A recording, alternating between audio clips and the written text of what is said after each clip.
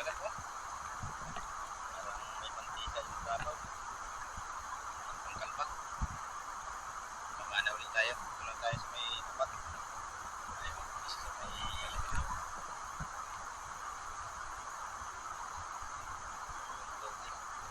Tayo din sa may tayo mag-ilap ng isda. Saan may magpuli. Tara. Natin patagalan.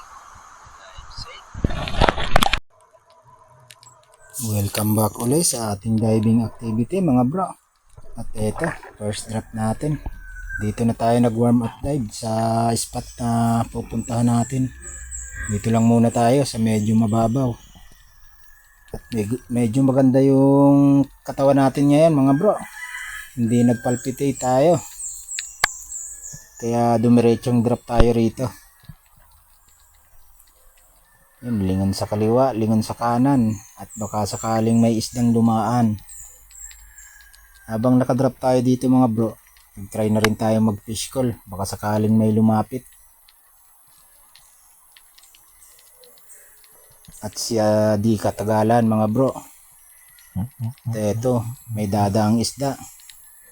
Nanggaling sa likuran natin. Ayan na nga, isang bluefin trevally mga bro. Kaya agad nating tinarget. At ayun, sa pool. Unang isda na maitutuhog natin, isang bluefin trevally. Napakaganda ng first drop natin.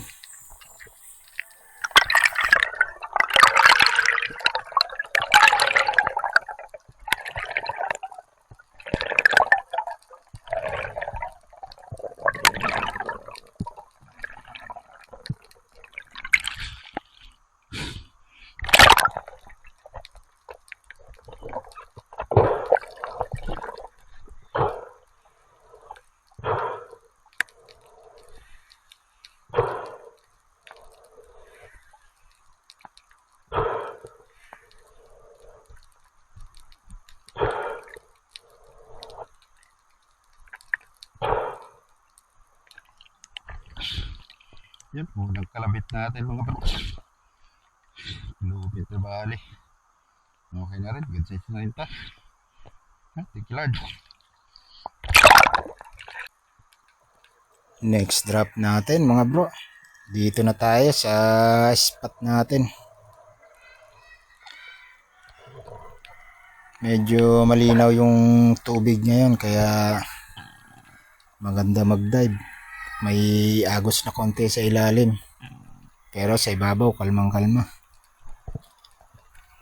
At hindi muna ako tumuloy dun sa pinakababa. Gawa ng minsan nandito sa ibabaw yung mga isda.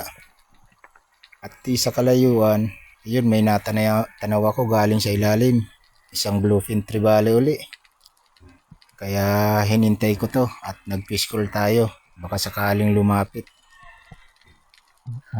At lumapit naman mga bro, kaso bumalik din agad. Medyo malaki na sana to. Out of range pa kaya hindi natin matira. Habang tinatarget natin to mga bro, napalingon ako sa taas. At dun sa baba, may bigla akong napansin mga bro, napakalaking snapper. Pinihit ko sana yung spear gun kaso bumaba agad. Kaya tunuli ako ng pansin dun sa sa trevally kaso nawala na. Kaya umahon na ako rito. Sayang, laki sanang snapper yung nasa baba. Na-track siguro ng pistol natin kaya tumaas. Babalikan natin yan mamaya. Doon tayo magdadrop sa baba. Focus tayo sa bluefin trevally. May malaking snapper pala sa baba. Makinandun pa.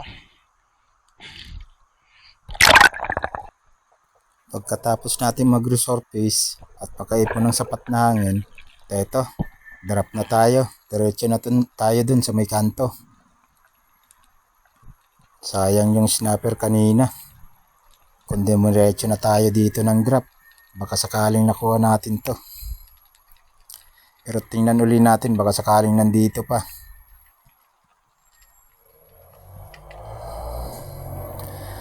Medyo maganda yung visibility pati sa ilalim talagang kita. Sinilip ko agad dito sa may tagusang bato, baka nandito lang yung isda, pero wala tayong nakita mga bro, kaya lingon-lingon tayo sa paligid, baka sakaling nandyan lang. At dun sa baba may napansin ako 4 na pirasong samaral,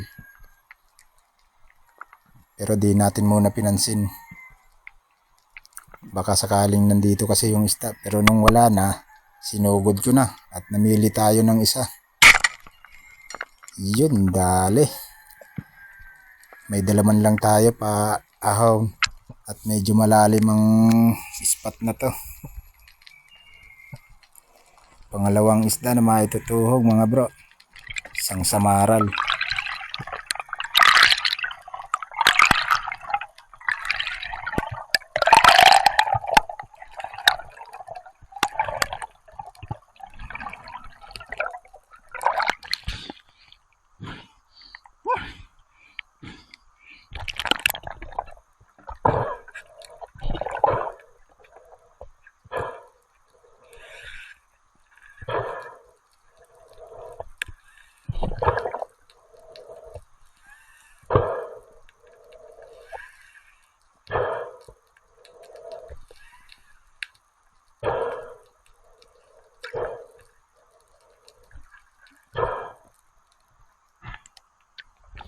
Hindi natin nakita yung snapper.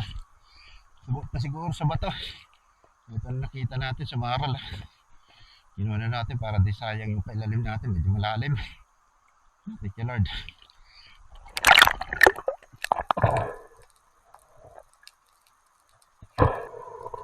Another drop mga bro, at same spot pa rin tayo. Alas hindi na tayo umalis dito.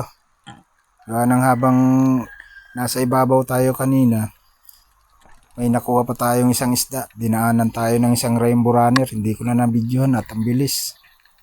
Tinira ko na lang at sayang din. Doon lang yung kantong binabaan natin at dito naman tayo sa may tabi. Nakita ko kasi yung tribali dito kanina. Nandito pa nag-aaligid eh. Baka sakaling nandito pa. At nung pagka-drop natin, ayun, may isang lapo-lapo sa ilalim nitong posting to, kaya tinira na natin. Pang-ulam na rin to. Yun, dali. Sa pool. Di pa naman gaano kalaki yan, pero pwede ng pang-ulam.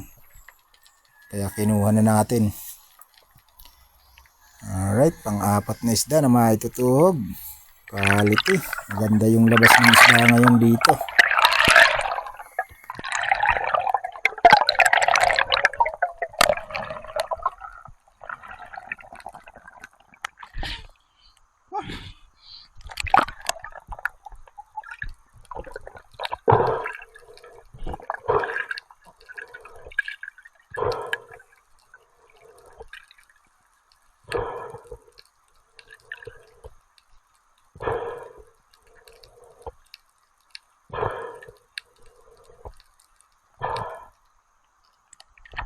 Pwede na pang ulam.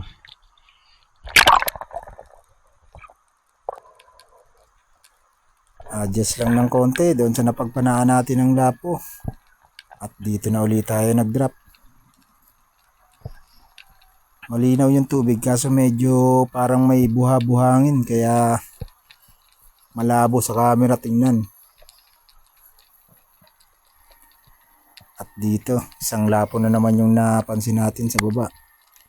Pero palingon-lingon muna tayo baka sakaling may ibang isda. At diniretso ko na itong i-drop. Yun, dali. Nakuha natin sa drop shot. Pang-5 isda. Alright. Isang spot. Di pa tayo umaalis.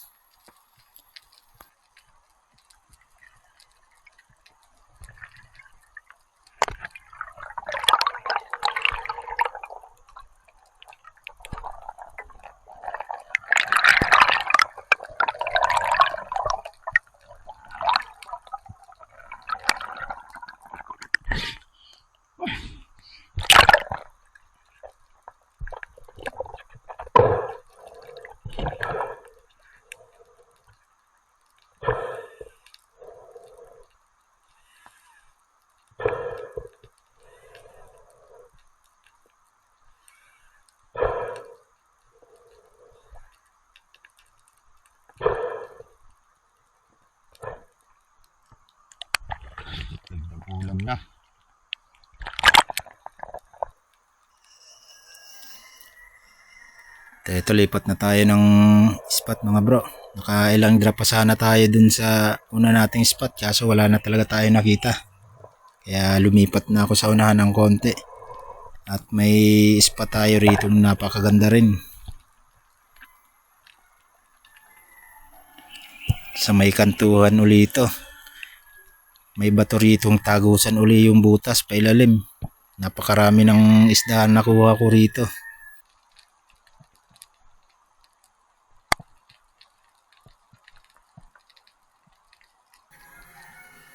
Ito, lapat na tayo. Kaya dahan-dahan nating sinilip yung ilalim at baka sakaling may laman. Pero nung pagsilip natin, walang laman mga bro. Kaya tingin-tingin sa unahan. At di kalayuan, may napansin ako mga bro. Ngayon ko lang ito napansin dito.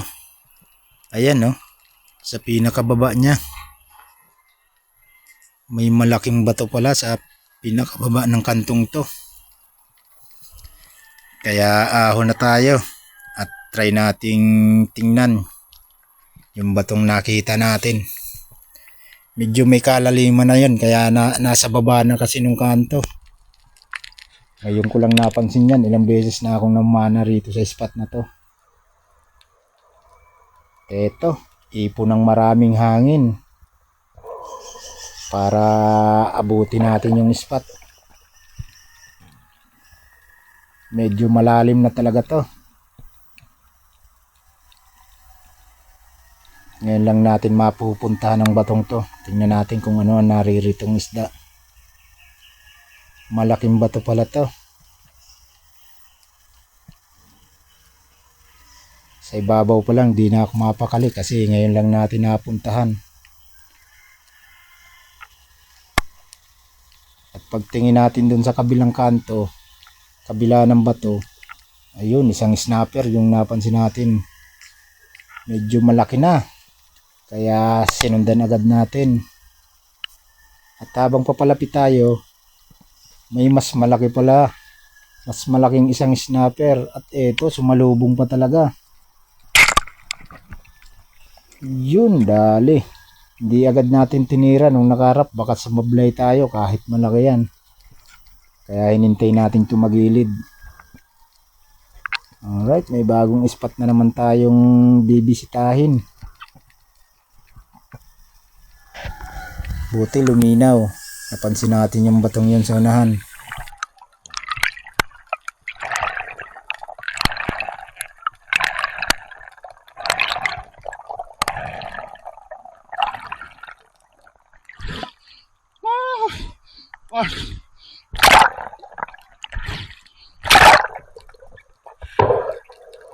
Napakaganda na sana ng simula ng pamamana natin mga bro.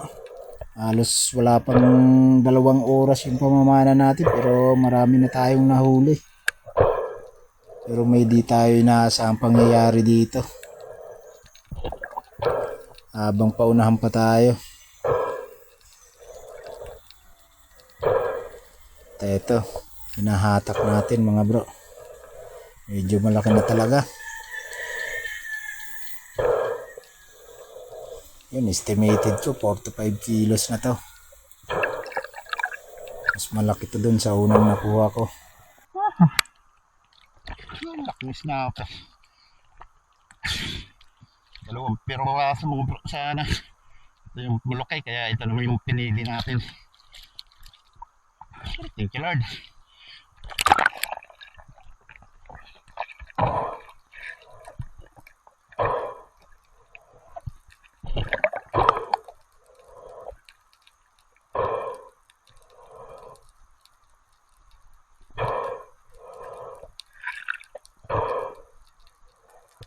At habang palipat tayo ng spot mga bro, at dumaan tayo rito sa mababaw, at may napansin lang ako rito isang uri ng parrot fish at ang laki na.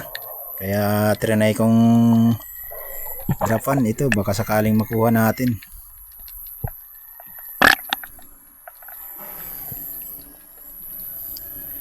At nung pagbaba nga natin, ayun, unti-unti nang lumalapit. Kaya kiniskis ko na yung bato para lalong lumapit. At ito na nga, ang bilis ng lapit niya. Kaso hindi natin natira agad. Kaya hinintay uli nating lumapit. At sa pangalawang pagkakataon, eto, makakapag-pull tayo ng trigger. Kahit ang bilis, yun, dali. Biglang hinila yung shaft natin at tinikot sa bato, kaya resurface muna tayo. Medyo mababaw lang ang spot na to, mga 6 meters lang siguro.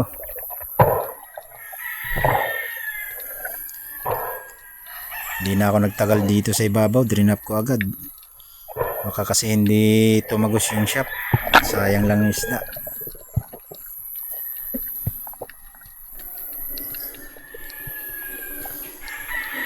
At nung paglapit niya natin, nakita ko yung shaft, ayun, tumagos naman, kaya kampante na. Okay, pangalawang malaki. Malaki ng isang to at umabot na ng 2.6 kilos. Ito, retrieve na natin yung isda at napatay na natin yung isda. Tanggalin natin yung pagkakasabit ng ating shooting line.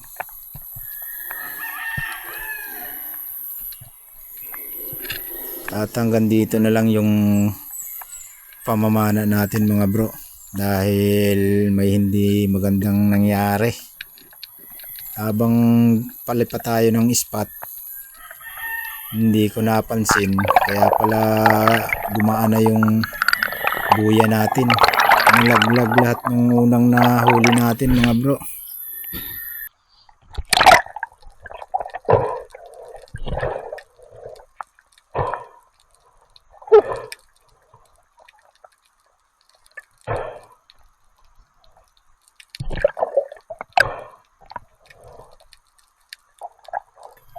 Dito tinatry ko pa sanang hanapin. Tinitingnan ko lahat ng dinaanan ko. Dito pa naman ako tumawid sa malalim na parte, tinatawag na sabangan. Pa low tide na, kaya ang labo na rito sa may sabangan na to. Grabe ang panghihinayang ko sa mga isda. Bali 5 piraso yung nawalang isda. Isa lang yung nakuha natin. Tanggal bro, mga bro, yung isda natin. Napakasaya. Ay, natanggal sa pagkakatali sa buya. Isa lang yung tira. Mga daming isda nun. Doon pa yung malaki snapper. Hindi na natin mahanap. Kanina pa ako ikot ng ikot dito. Ay, ano kaya ang malabo na pati, palutay na.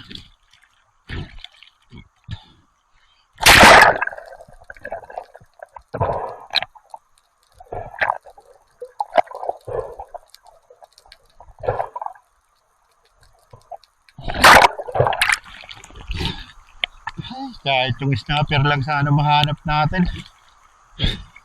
Nakasayang nun, ang laki nun. Ang tagal kong naghanap dito mga bro, halos 1 oras. Lipat pa sa mababaw, lipat sa malalim, pero wala talaga akong nakita. Dumaan pa naman ako dito sa may malalim. Dito ko na napansin na wala na, magaan na hilahin yung buya. Dito na malapit sa may bakla doon. Hindi ko alam kung saan nalaglag, pero may nakuha tayo isang isda doon sa unahan. Yung sa mga ral. Floated kasi yun eh. Ay.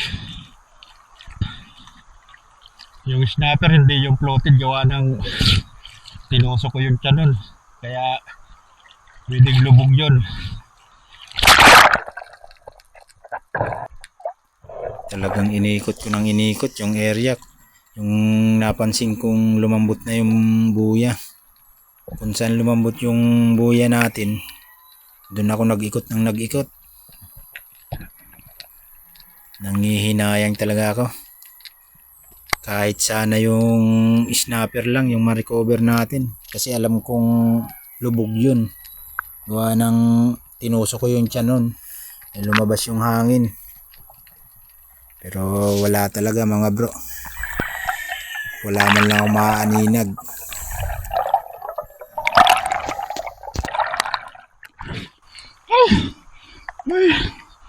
Ay, malabo nang mahanap natin mga bro.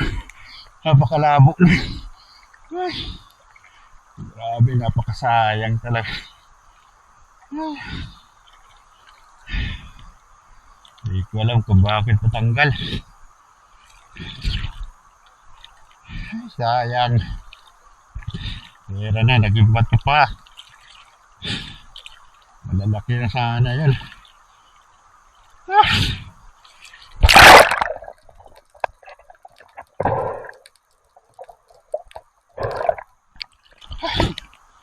Pagod na tayo kakalangoy dito sa malalim.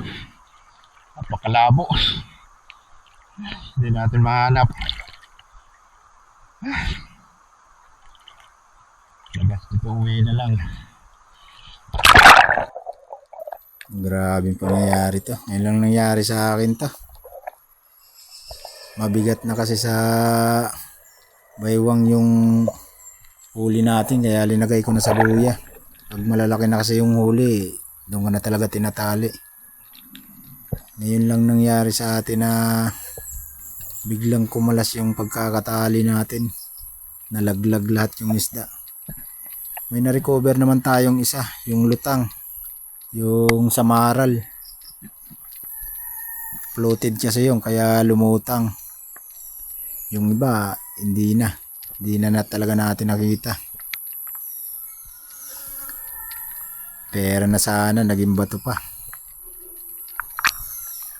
Pero okay lang yan. Baka sa susunod na dive natin, may mas malaking ibibigay sa atin. Kaya tanggapin na natin yan. Hindi na talaga. Hindi na natin mahanap. Hindi na tayo. Pagod na ako. Ay, sayang. Hindi na talaga buhay. Ah.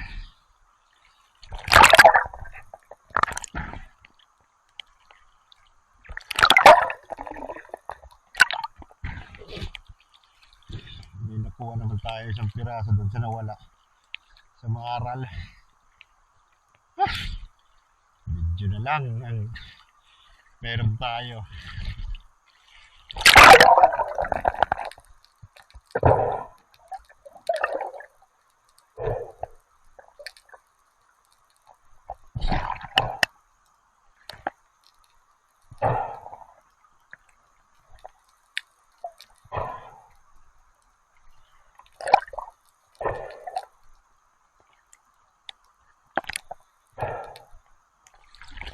Isa na lang yung tirang nakatali rito. Ito na lang yung tira mga bro. Yung isang huling napana natin. Iba na kasi yung tinalian ko nito. Hindi na kasya dun sa unang tinalian natin ng mga isda.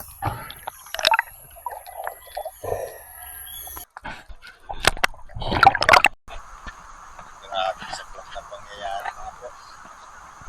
Maraming isda yung nawala sa atin. Isa lang yung tira. Yun na lang yung tira. Kaya. Isang pirasong bluefin tribali. Rainbow runner. Dalawang lapo. At saka yung isa yung snapper. Yung snapper sana hinahanap ko kaso wala na talaga. Hindi natin nakita. Napakalabo na din sa parting malalim. Siguro din yung nalaglag. Isa lang yung nakuha natin dun sa naanod. Yung samara lang.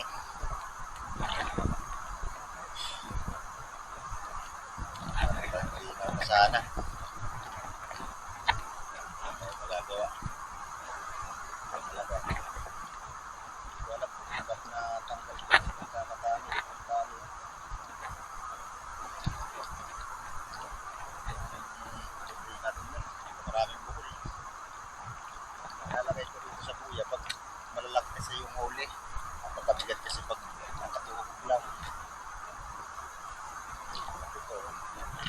Kako, bigla na lang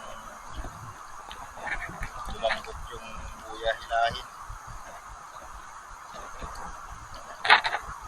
Hinaya.